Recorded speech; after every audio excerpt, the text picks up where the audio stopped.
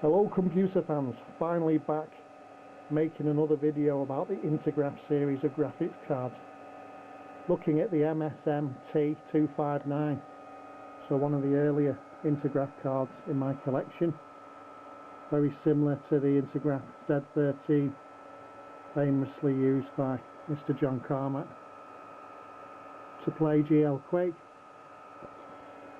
Cards running in the test bench here, but I'm going to have a look at another couple of cards I've got in the collection and do some comparisons with benchmarks. It's actually running Quake now on the monitor. Quick look at the card. Uses two PCI slots.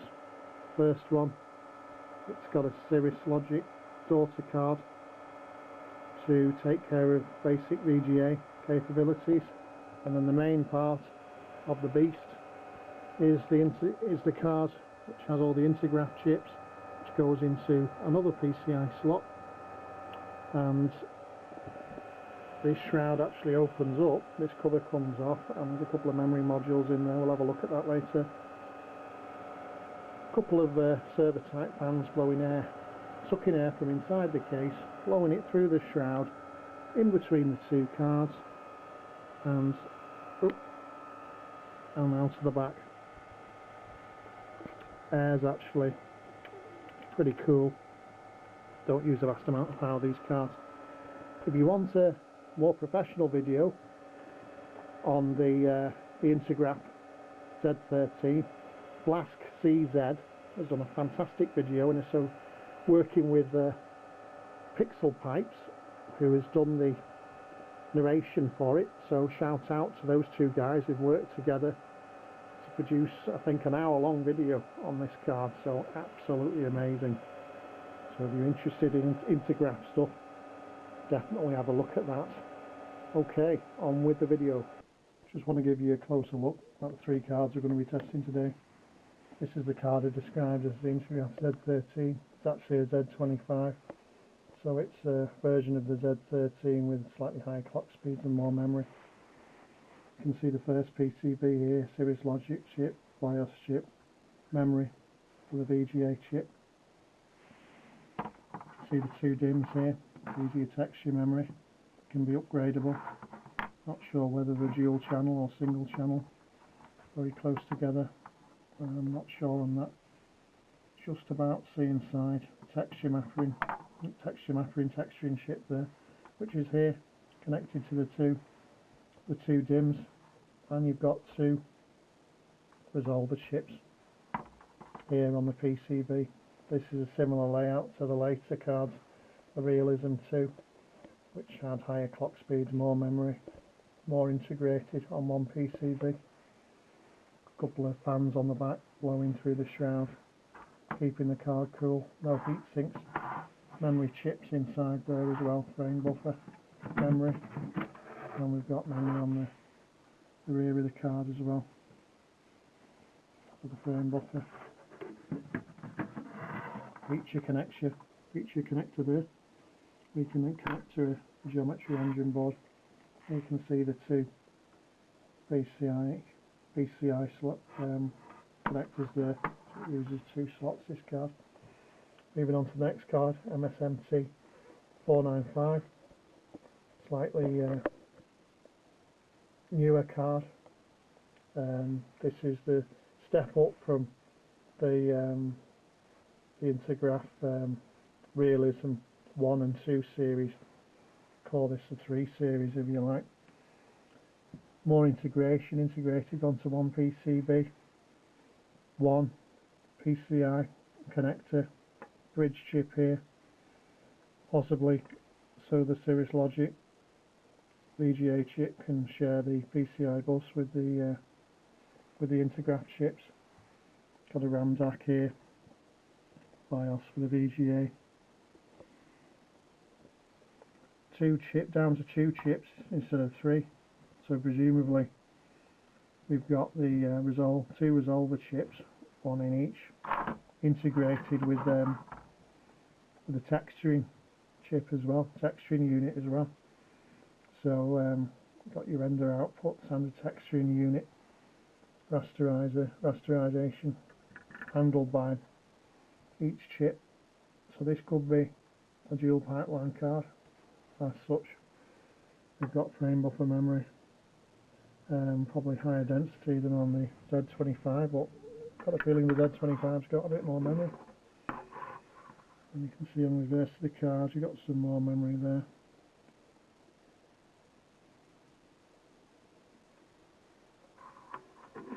And we can see the same feature connect to a geometry board. Moving on to the next card, MSMT613 or Wildcat 4105. This is the one to get, if you can find one. It's got some great features. One of them is that it has a normal PCI. It'll fit in a normal AGP 2-time slot. So your choice of motherboards is a lot greater than a lot of these types of cards which need an AGP Pro slot. You've got the AGP bridge there going to your you've got a chips VGA chip there instead of Cirrus Logic, which works nicely in Win98 for 2D operations. You've got your RAM DAC, and we've got some memory chips here. Not terribly sure whether these are maybe buffer chips for the AGP bridge, and whether this is the memory for the VGA chip. It's BIOS chip there, the power supply circuitry there, a couple of chokes and some MOSFETs or similar for probably some sort of switch mode power supply, switch mode sort of buck regulator type thing. Here's your geometry engine chip here. There is a board with this chip with a larger heatsink and the AGP bridge, and maybe these buffer chips here. Don't know what the connection is between the bridge and there, whether it's some sort of overclock PCI bus or something. I don't know how it connects. And then we've got the two chips there, very similar to the MSMT495. Looks like we've got rasterizer and texture mapping integrated on the same chip, 2 pipelines by the looks of it. And we've got memory chips. I think we've got a bit more memory on this than the 495.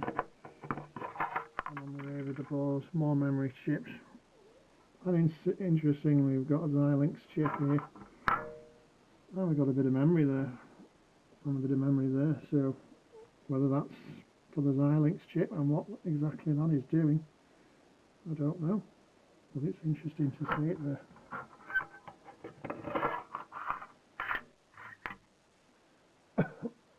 Just a word on the geometry board. Don't know whether I said, but I have one of these on a card with a feature connector, but I don't have the cable to connect it up, so I'm not going to be able to try it out on these two cards.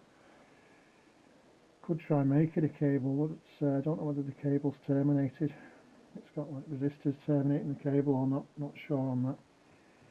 And they did a version with this custom sort of integrated geometry engine, but there was an earlier version that had about 8 that looked like RISC processors or something similar, or RISC processors or digital signal processors or something.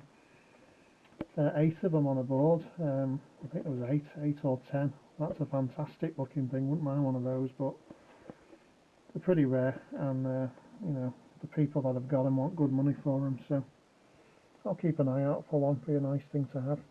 Okay, there are your cards on test. Looking at the GLExcess benchmark being used on the cards. First test is a fill rate test, and we can see the 495 and 613 are about twice as fast as the 295 in this test. So no distinction between the 613 and 495. Now an all-round test, floating point unit, video RAM and fill rate.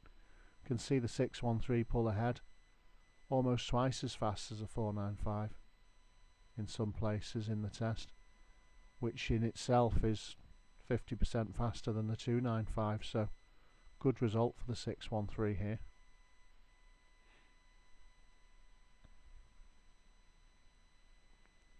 Now we've got a high polygon count test, floating point unit. Unclear whether this test actually uses the geometry unit on the 613 card, as a 613 and 495 are very similar, being 50% faster than the 295. Although you can see the 495 spiking a bit higher than the 613, and towards the end of the test you'll see the 613 pulling ahead of the 495, running 50% faster, so somewhat of an unconclusive result in this test.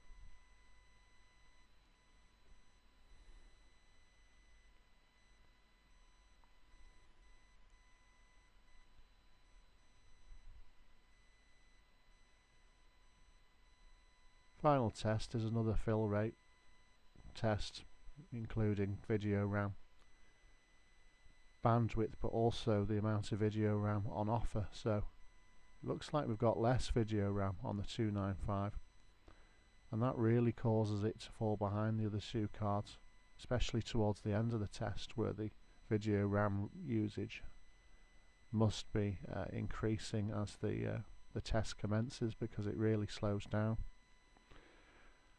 I'll just go over the final scores of the test because they're hard to see in these small windows. Final scores were 739 for the 259, 1139 for the 495 and 1299 for the 613, which was the winner. I'll put up the minimum and maximum frame rates for each of the tests on the screen because there's quite a few tests to go through.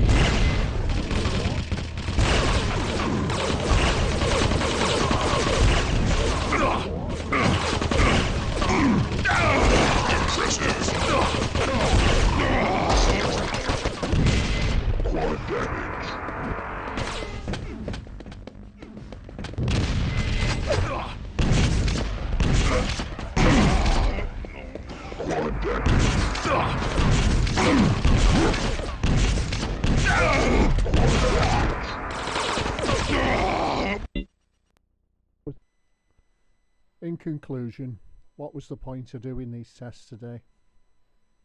Using cards that are obviously, from the results, unsuitable for gaming. It's to give us a reference for mainstream consumer cards that we can compare to these professional cards around the same period. What is the point of these cards today, and who might use them? The way I see it, these cards would be suitable for a vintage PC enthusiast who wants to make a 3D workstation to run programs like Soft Image 3D or other programs that were around at the time.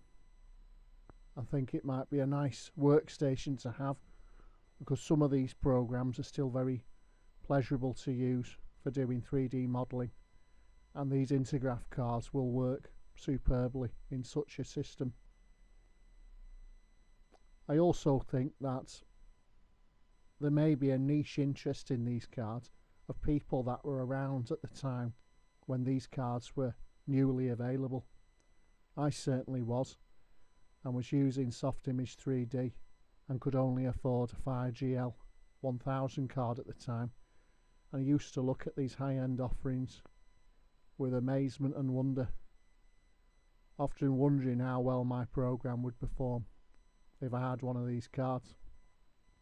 In retrospect, it looks like they weren't actually as powerful and fantastic as they looked, and the 5GL 1000 was a reasonable little card for running OpenGL programs at the time.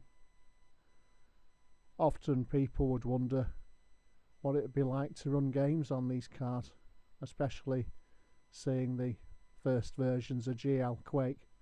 Well, now we know. A bit of a disappointment, so it was probably best that we didn't know all this at the time, because in our minds these cards were superbly powerful because they looked massive and complex compared to consumer offerings. Hope this video has been of some interest, and I'll be making some more videos soon.